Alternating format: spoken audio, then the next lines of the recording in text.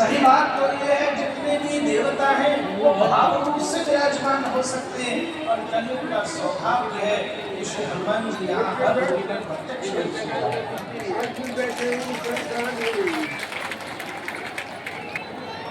चिदात्मकता का अर्थ क्या है? उस वस्तु से प्राप्त होने वाला अनुभव क्षीण नहीं है। आनंदात बुद्धिवर्धनम प्रतिपदम पूर्णामृतास्वादनम।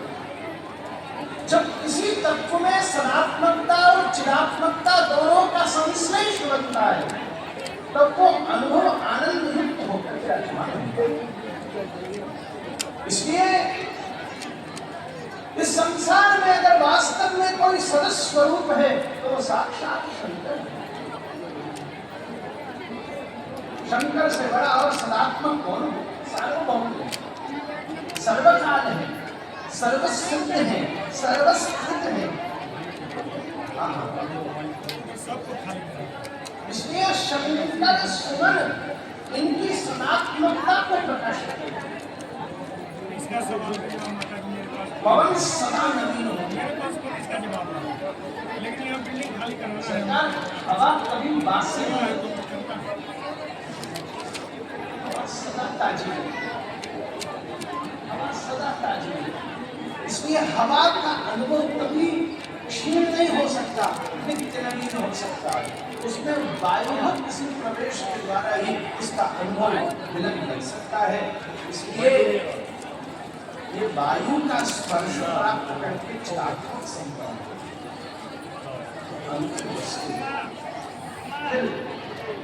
नाम धाम रूप लीला और गुण इन पांच व्यक्तियों को प्रकाशित करके श्री हनुमंत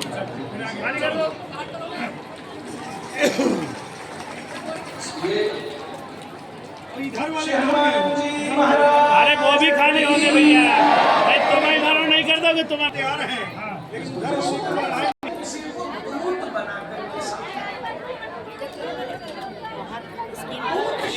अर्थ है बाहर से केवल वायु से हनुमान जी बैठे हैं, परंतु ज्ञान भी दूत बनकर साधु बैठा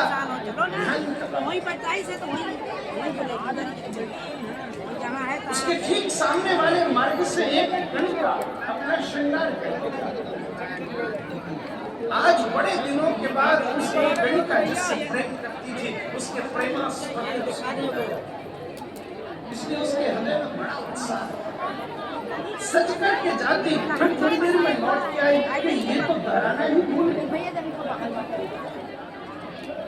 ये कुंडल और बदल लूं, फिर बदल के दोबारा गई, अरे ये हार फिर से बदल लूं, फिर बदल के दोबारा गई, अरे ये साड़ी अगर दूसरी वाली पहनूं।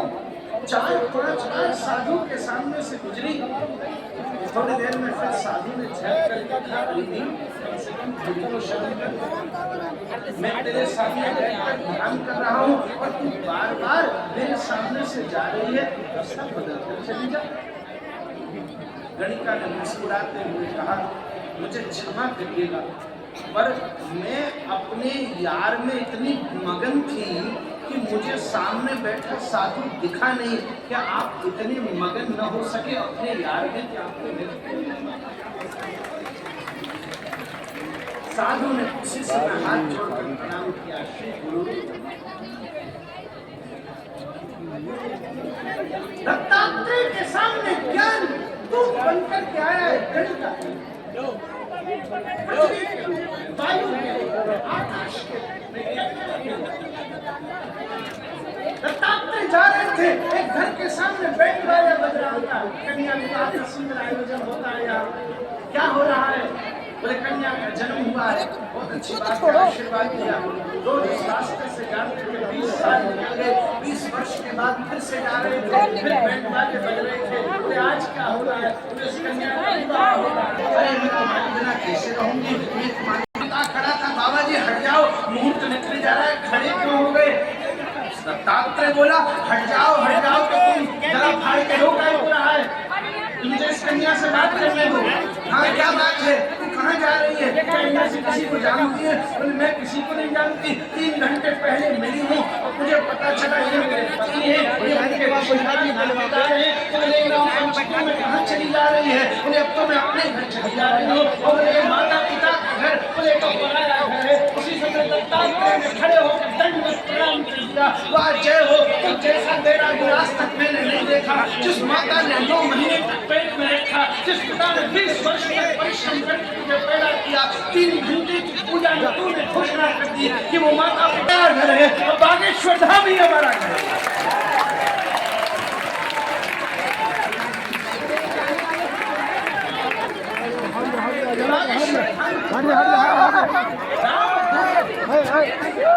जाने दो उसको, जाने दो और कोई जाने दो और भी है। जब सरकार यहाँ बैठे व्यास, हम लोग इस समय बोल रहे हैं व्यास, ऊपर से छोटा सा कोई बैठा ना चलो, एकदम बैठा ना चलो। हमने ट्रेन किया है तो धूम डाल के निकाल के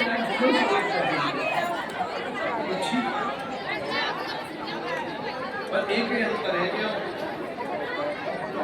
हम दादाजी ले आए और ये स्वयं पिताजी ले आए, महाराज को धारण करके आए। मम्मी घर कहाँ जाए? एक हिंदू आत्मा है, एक होली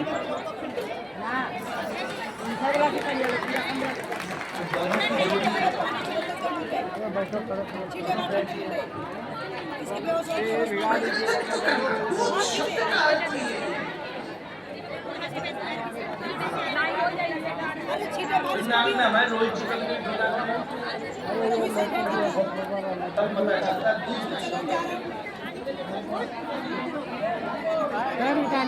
गोबर को बैठ गया क्या? देखो आप गोबर को बैठे जो आएंगे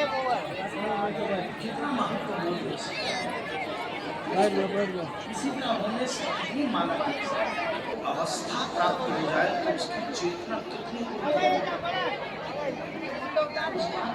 साधारण व्यक्ति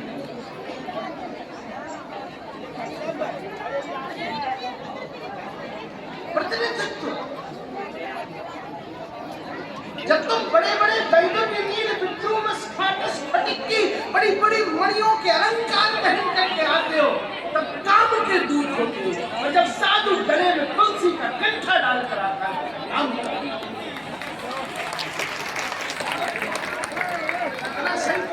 ये क्या है? ये क्या है? किसी के पास कोई कमी नहीं है महाराज, और कोई किसी दूसरे का ले नहीं सकता। सब अपना भाग्य का प्राप्त करके आ रहे हैं। कोई किसी के भाग्य का छीन नहीं सकता, कोई किसी के भाग्य का दे नहीं सकता। अरे बड़े बड़े जानते हैं, हम लोग सोचे कि वाह हमने एक वस्तु दे दी, ये सब हमारे हो गए, एक फल दे दिया, एक गाड़ी दे दी, एक आसन दे दिया, एक सिंहासन दे दिया, ये साधु ये सरकार हमारे हो गए तो हमारी बात सुनेंगे। अब तो हमने एक आयोजन कर दिया, ये सब चक्कर में फंसना। अगर वो हमें सेवा करने का अवसर दे रहा है तो जो अपनी भाषा, जो अपनी महिला बाप को नहीं पसंद,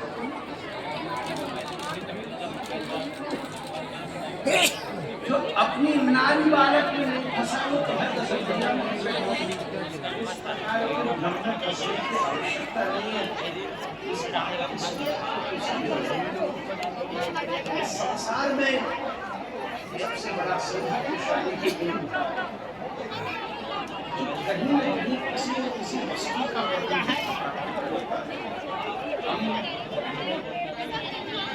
जब ऐहिक भौतिक जागतिक सामाजिक होते हैं तो केवल माया के दूत हो जाते हैं, परंतु जब हमारे जीवन में इन संपूर्ण माया की व्यवस्था होते हुए भी आंतरिक मन हनुमान की शिक्षा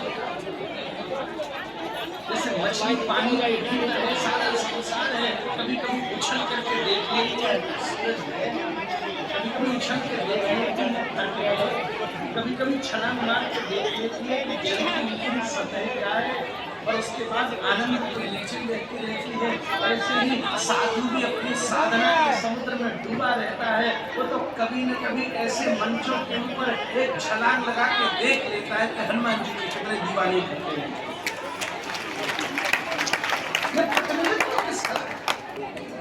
अगर भौतिक स्थिति है, भगवान की दोनों क्रियाएं हैं, माया भी क्रिया है, भक्ति भी क्रिया है। भगवान ने एक ही बात कही है, तू नाचना चाहता है तो माया को कैसे मुझको नचाना चाहता है। अनुभूति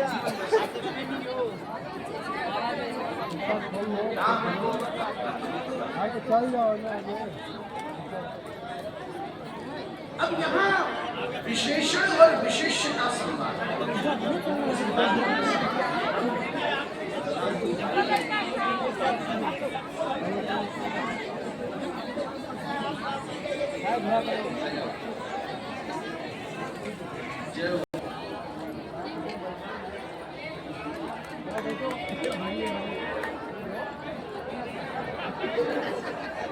हमें ना पता कि हमको पूछना चाहिए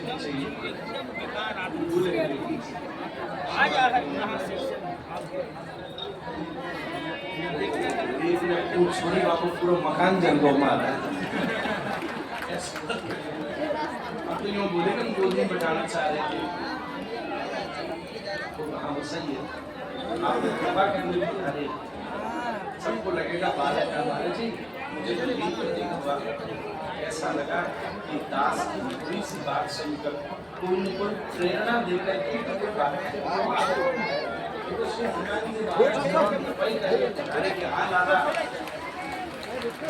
ये दोस्ती बनी रहे महाराज। आपके पास से उठ करके कृपा करके वापस आपके पास जाके बैठ गए। बागेश्वर धाम में यही होता है। आज उस रहस्य का खुलासा हो गया। राम जी भी बन बैठे और हनुमान जी भी इन्हीं के बगल में बैठे, और हमने कथा सुनाई तो उठ के आए हमारे पास बैठे, हमारा काम किया और वापस जाइए बैठ गए। जहाँ ऐसा काम हो जाए उसी को कहते हैं बागेश्वर धाम। वैसे हम मौके पर चौका ठीक लगा देते।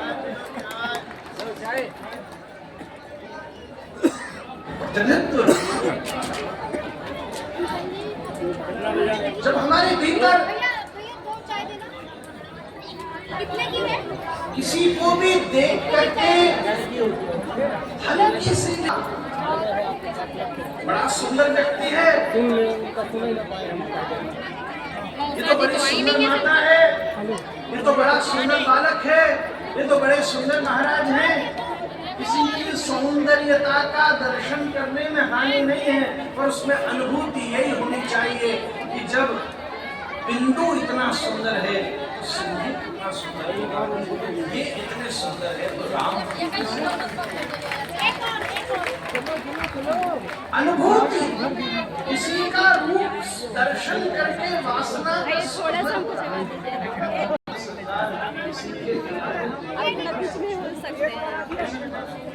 किसी के होना फल है, पर किसी के सुख में सुखी होना परम फल है। जो इस संसार का सबसे कठिन। तुम क्यों रो रहे हो? बोले क्योंकि तुम हंस रहे हो। बोले तुम कब हंसोगे? बोले तुम रो तो सही पर देव के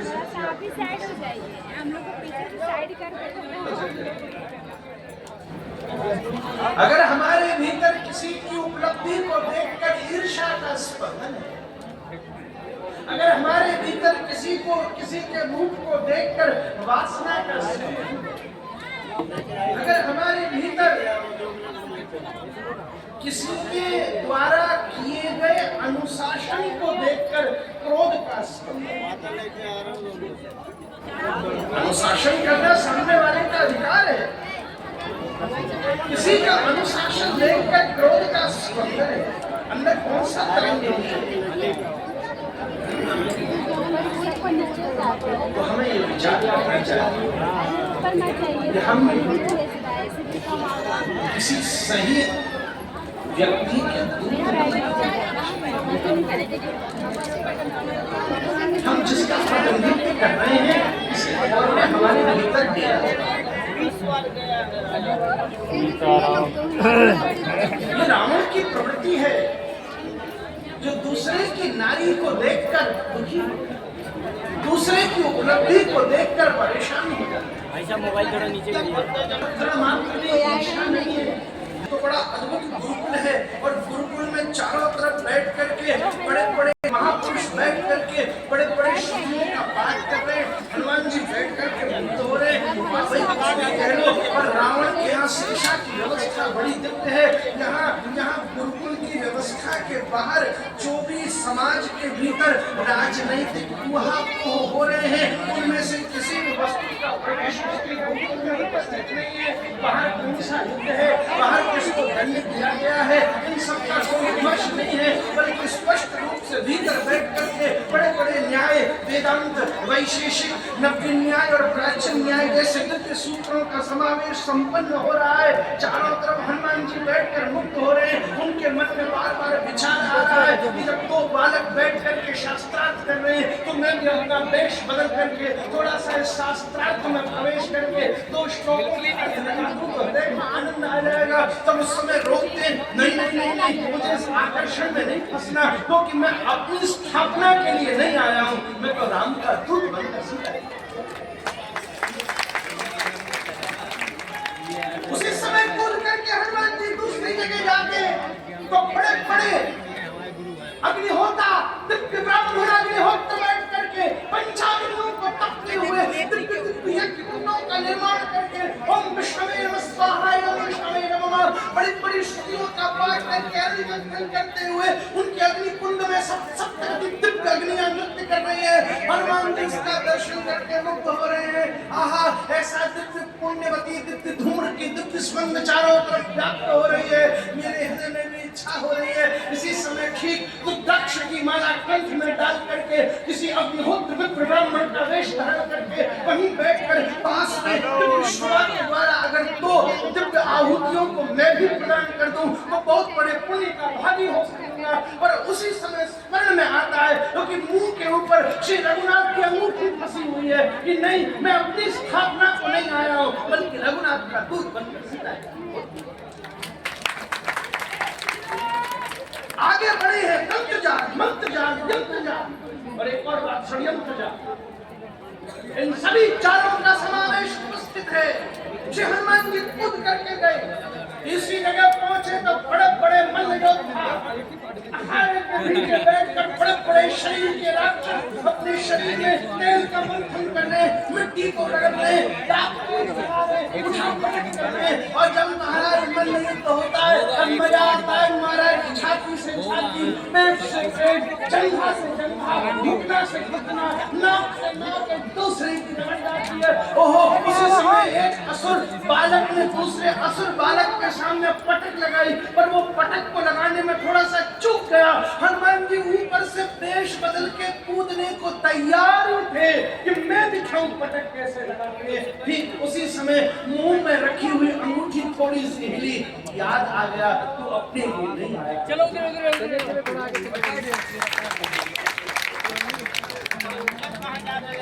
हनुमान जी वहां से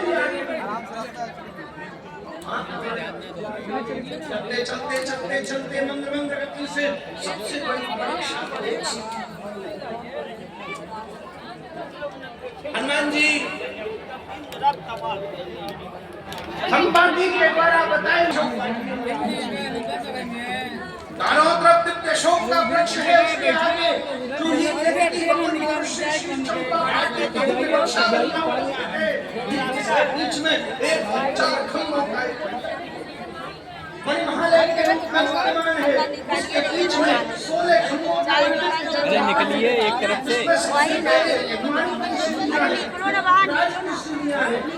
उधर एक निकल के आइए और ठीक नीचे भीतर जाकर के दिव्य बड़ी सुंदर नई हीरों की चलो भाई बीच में छत को फाड़ कर एक अशोक भैया साइड में चलो भाई कि हनुमान ने कहा कुछ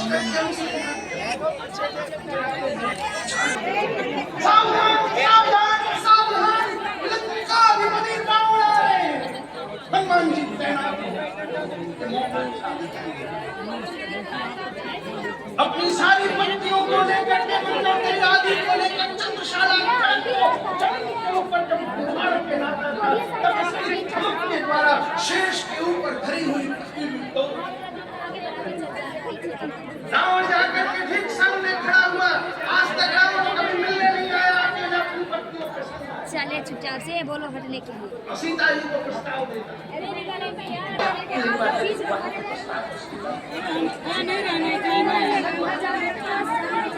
सीता जी ने उसी समय चलो भाई हनुमान जी ये बोले आज से मैं अपना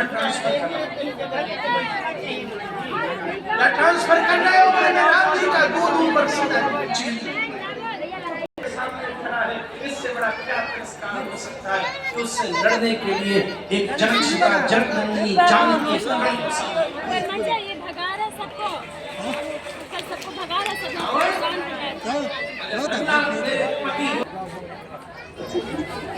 पति केवल संबंध आधारित है, प्रेम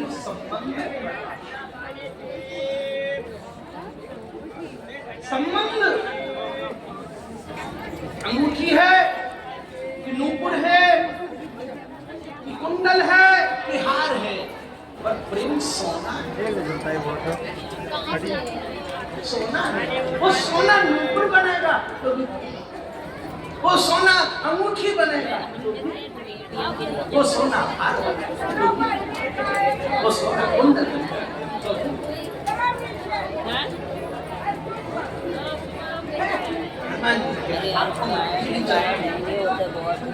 उस दिन की मोहलत देकर के रावण वापस लौटा। ये टिबड़ से निकल रही है, टिबड़ सीता जी का स्वरूप भक्ति का स्वरूप है। हनुमान जी सोचे क्या करूं, साधारण जीव भक्ति के पास व्यथा लेकर जाता है। हनुमान जी ने कहा मैं साधारण नहीं हूं, राम दूत हूं, इसलिए मैं कथा।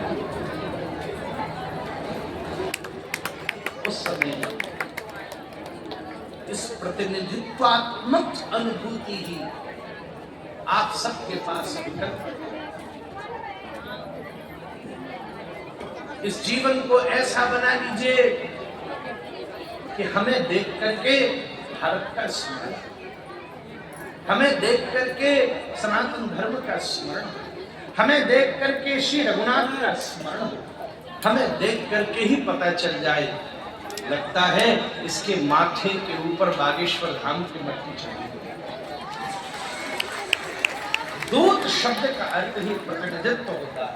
जब आप सनातन धर्म के लिए जाति पाति प्रथा से ऊपर उठ जाएंगे, एकत्रित भाव से बैठेंगे, इस प्रकार आत्मीय भाव से स्थित होकर के संपूर्ण भारत को फिर से उस दिव्य हिंदू चेतना से युक्त करके सब सनातन धर्म में रद्द कर देंगे, तब पता चलेगा कि आप सब राम के दूत बन करके ही इस देश में अवतरित हुए हैं। मुझे ऐसा लगता है इस पूरे संसार में इंसान जन्म लेते हैं, पर इस भारतवर्ष में भगवान के दूत ही चलते हैं। भारतवर्ष की भूमि साधारण नहीं है, पर हम जब अपने वास्तविक धर्म को भूल जाते हैं तब हमारा ये दूत भूत बन जाता है। तो हम अपने वास्तविक उद्देश्य की विस्मृति करते हैं।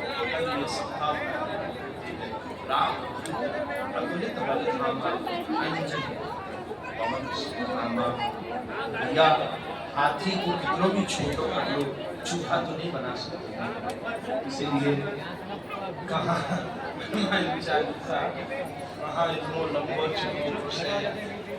कई पहले 2-5 दिन चर्चा में थोड़ी देर में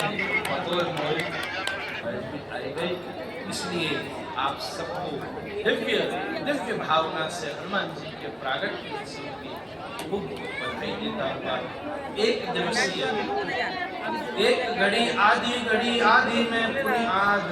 अरे बंधुओं, कथा दिनों से नहीं होती, 7 दिन में जो हो, 3 दिन में जो हो, 9 दिन में जो हो, उसे कथा नहीं कहते, बल्कि जो हर दिन बना दे उसे कथा है। जो रोज हमारे दिल का उसी भाव से होकर ये दिव्य अनुभूति बनी है। जो भी कुछ अल्पकाल में हम साधना ही मेले खूब हैं, लाई मेला है, अंदर चले जाए। ये दोनों चरम के सकते हैं, जहाँ एक पर्वत की ऊंचाई, ये दोनों विषय अनिवार्य हैं। आपकी शुद्धि बनी रहे, समाज की शुद्धि, साधु सिद्ध अच्छा लग रहा है, समाज दोनों श्रेष्ठता आएंगी महाराज, जरूर समाज में स्थापित। आपने बड़े भाई में कहकर के सम्मानित कर रखा है इस दृष्टि से, और बड़ा छोटा आयु मात्र का अंतर होता है। कई चीजों में मैं आपसे बड़ा हो जाता हूँ, कई चीजों में आप मुझसे बड़े हो जाते हैं। कौन बड़ा कौन छोटा, ये खेल हम कई बार आपस में बदल देते हैं। बड़ा छोटा चलता रहेगा। आप सभी को बागेश्वर धाम जब भी फिर से मुझे अवसर मिलेगा, एक दिन से भी कुछ ज़्यादा अवसर देना, इस पंक्ति को और आगे चलते चले और अपनी चिंतन। मैं एक चीज और चाहता हूँ, ये तो आपको खूब आशीर्वाद देते ही रहते हैं, पर आप सभी इनके लिए ये प्रार्थना करते रहे कि खूब दीर्घायु रहे महाराज, यशस्वी रहे, क्योंकि जिस रास्ते पर ये चल रहे हैं वहाँ आपकी लपटें बहुत कुछ ज़्यादा ही होती हैं।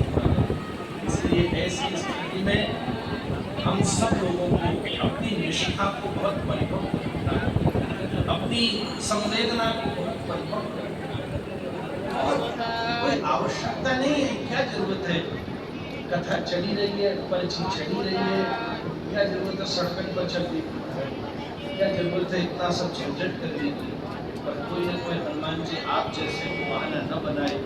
आज हम जो बहुत सब खुल करके सनातन धर्म की चर्चा कर पा रहे हैं, बहुत सारे कारण।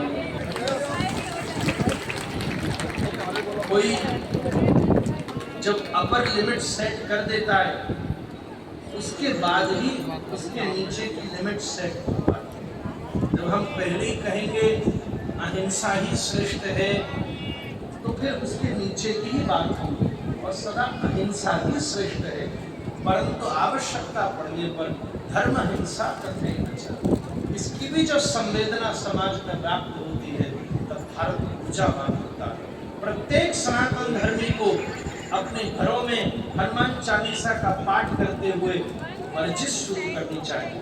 हमारे राम मंदिर वाले स्वामी जी हमको बोले सनातन धर्म की रक्षा करनी है, तो पहला काम एक और करो, पूजा करो, मिलो जुलो, एकता करो, जय जयकार करो, पद यात्रा करो, वो भी तभी होगी। और उसके साथ साथ प्रत्येक सनातन धर्मी को खूब वर्जिश भी करनी चाहिए, तो उसका बाहुबल खूब तीव्र होगा, जोरदार होगा। और जब हनुमान चालीसा बोलने वाला देखने में भी तो हनुमान जी जैसा होना चाहिए महाराज, नहीं तो ढीरो ढारो बोले वो कमर टेढ़ी पड़ी हनुमान कोई पंचामृत का पदार्थ हो, पीने में आनंद आ जाता है। ये सब चीज इसी आज ये मंच हो गया है जहाँ से ये सब प्रेरणा दी जा सकती है।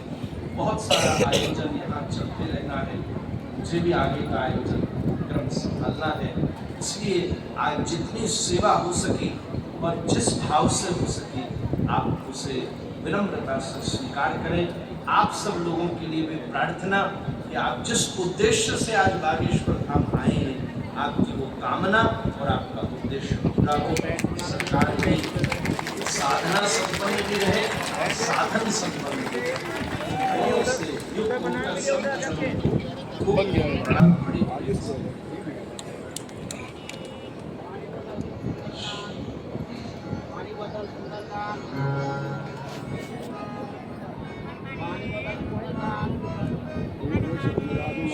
राम जय जय राम, सीता राम सीता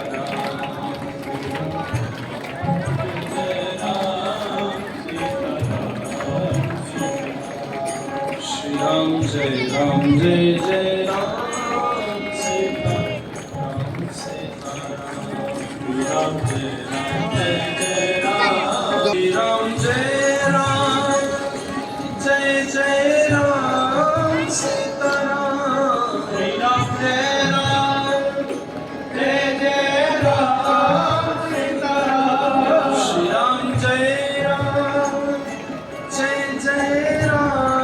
सीता राम श्री राम जय राम सीता राम जय राम सीता राम श्री राम जय राम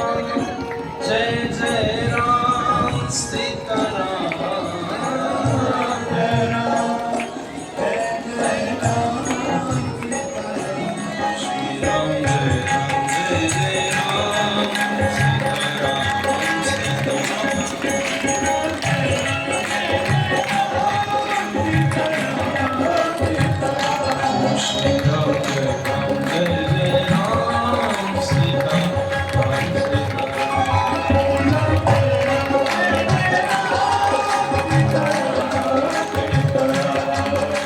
श्री राम जय राम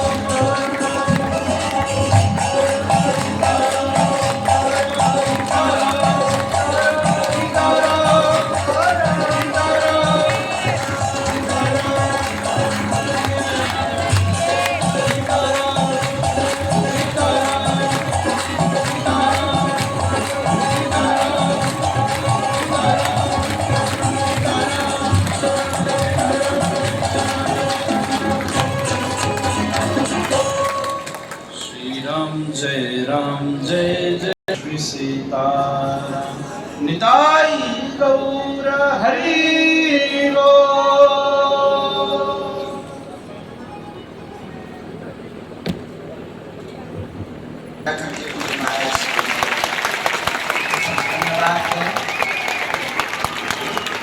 बहुत प्रसन्नता की बात है कि आज हनुमान जन्मोत्सव के पावन पर्व पर हमारे पूज्य श्री ज्येष्ठ भ्राता श्री आपका आगमन हुआ और अद्भुत अद्भुत व्याख्या के साथ हनुमान चालीसा की पंक्ति को हर वर्ष की भांति इस वर्ष भी कम समय ही सही और आपने ऐसी अद्भुत अद्भुत व्याख्या सुनाई कि ऐसा लगा मानो सच में आज हनुमान जन्मोत्सव आगे से धाम पर रामदूत की जो व्याख्या थी वो बड़ी अद्भुत थी कि क्या अद्भुत भाव आपका था कि राम जी की काया हनुमान जी की काया थी पर वाणी राम जी की थी। उस भाव से जो आपने बहुत अद्भुत अद्भुत भाव सुनाए मन बहुत प्रसन्नचित हुआ। हम सब बागेश्वर धाम के पागल आपके श्री चरणों को दंडवत प्रणाम कर रहे हैं कि आपने सब संत पधारे। हमारे छतरपुर के पूज्य भ्राता श्री पीताम्बरा पीठ वाले पूज्य आचार्य श्री ब्रजेश जी वो उनका भी आगमन हुआ है। बिलासपुर वाले पूज्य महाराज श्री जी विराजमान हैं। चक्रपीठ वाले महाराज जी जोरदार ताली बजा, मेरू चक्रपीठ वाले पीठ महाराज जी जोरदार ताली बजा कर उनका भी स्वागत करो। श्रीधाम वृंदावन में मंगेरे वाले हनुमान जी के पूज्य महंत जी पूज्य बाबा जी भी विराजमान भय। बोलो मंगेरे वाले हनुमान जी महाराज ज्येष्ठ भ्राता श्री भी विराजमान है। पूज्य भूरी वाले महाराज जी भी विराजमान है। हनुमान जी की परम भगत सदैव नाम कीर्तन यत्र तत्र करवाते रहते हैं, उनका भी आगमन हुआ। उनको भी जोरदार ताली बजा करके धन्यवाद करो। अब महाआरती हम लोग करेंगे।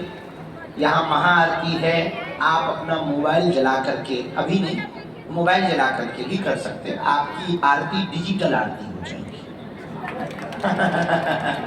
तो मंच पर यहाँ के बैठे हुए सब लोग पीछे पहुँच जाए। यहाँ के आप सब लोग उठ करके पीछे पहुंच जाएं। महाआरती होगी, मंच को थोड़ा हल्का कर लें क्योंकि यहाँ महाआरती होगी। इसके बाद में अभी कोई उठेगा नहीं। महाआरती के बाद मानस सम्मेलन है। जोरदार ताली बजाकर के सभी रामायणी महापुरुषों का स्वागत करें। मानस सम्मेलन के बाद भजन संध्या है जिसमें हम लोग झूमेंगे, गाएंगे, आनंद लेंगे, बालाजी के जन्मोत्सव को भव्यता के साथ मनाएंगे और हम ये भी गाएंगे कि हम उनका जन्मदिन मना रहे हैं, उनका उत्सव मना रहे हैं जिनके सहारे ये जीवन चला रहे हैं। जोरदार ताली बजाकर आज के उत्सव खुद के लिए। थोड़ा लेट हो गए, विलंब हो गया, मंदिर पर आज हवन था, पूजन था, तो संतों का आगमन था और हमारे भ्राता श्री की पूज्या माँ भी विराजमान है, उनको भी दंडवत प्रणाम कर रहे। आप सब बहुत भाग्यशाली हो कि एक तरफ बालाजी, दूसरी तरफ लाला जी। एक तरफ बालाजी बैठे, दूसरी तरफ लाला जी वाले बैठे, बीच में तुम फंसे।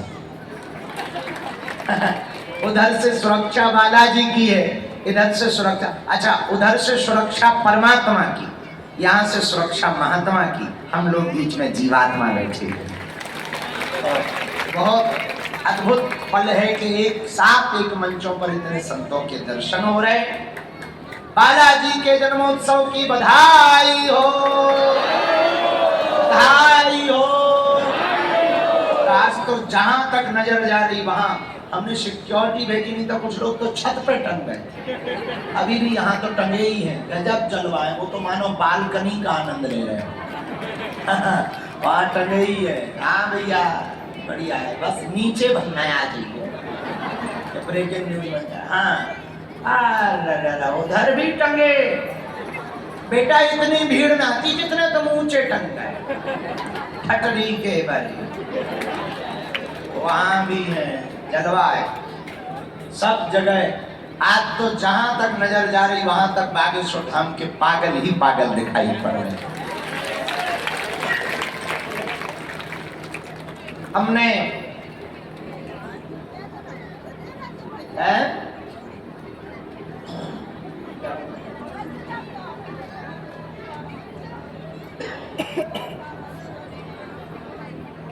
अरे बिनती परसों लगने दरबार। अब दरबार शनिवार मंगलवार होगा, बीच में न फुदक। अब दरबार का दिन फिक्स हो गया, शनिवार मंगलवार दोनों दिन लगेगा दिव्य दरबार। बाकी दिन काम धाम साधना अनुष्ठान, तो अभी बहुत काम है। तो परसों दरबार लगेगा, दिन भर लगेगा। सुबह से प्रारंभ होगा, झाड़ा उतारा, नई अर्जी, पुरानी अर्जी, भूत प्रेत सब टेंशन न। परसों दरबार भी है। अब बागेश्वर धाम की दरबार की व्यवस्था का आपको पता तो चल गया, सबको पता चल गया। परसों दिव्य दरबार है, उसके पहले महाआरती की तैयारी शुरू करो। आप महाआरती आ जाओ। इसके बाद में फिर मानस सम्मेलन, फिर हम सब लोग प्रारंभ करें।